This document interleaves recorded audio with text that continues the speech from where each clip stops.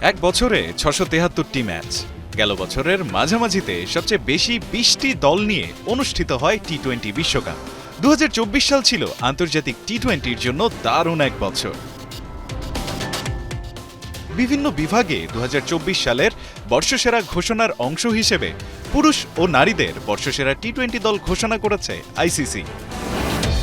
গেল বছর টি-20 বিশ্বকাপের ফাইনালে সাউথ আফ্রিকাকে হারিয়ে ২০০৭-এর পর দ্বিতীয়বারের মতো শিরোপা ঘরে তুলেছে ভারত, আর সে কারণেই বর্ষসেরা দলে আধিপত্য দেখা গেছে ভারতীয়দের।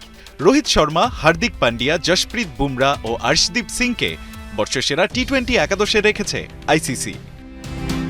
তবে বিশ্বকাপ চ্যাম্পিয়ন ভারতের ৪ জন জায়গা পেলেও রানার্স আপ সাউথ আফ্রিকা দলের একজনও নেই বর্ষসেরা দলে।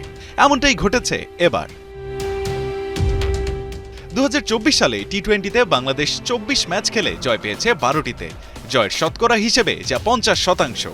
কিন্তু বর্ষসেরা দলে জায়গা হয়নি কোনো টাইগার ক্রিকেটারের। তবে গত বছরের মতো এবছরেও জিম্বাবুয়ের একজন ক্রিকেটার জায়গা পেয়েছেন বর্ষসেরা দলে। তিনি আর কেউ নন, জিম্বাবুয়ের অলরাউন্ডার সিকান্দার রাজা। একজন ক্রিকেটারও জায়গা না পাওয়ার লিস্টে আছে নিউজিল্যান্ডের নামও। আইসিসির বর্ষসেরা একাদশে একজন করে খেলোয়াড় আছেন Australia, England, Pakistan, West Indies, Afghanistan ও শ্রীলঙ্কার। রান আহমেদ, ৭১।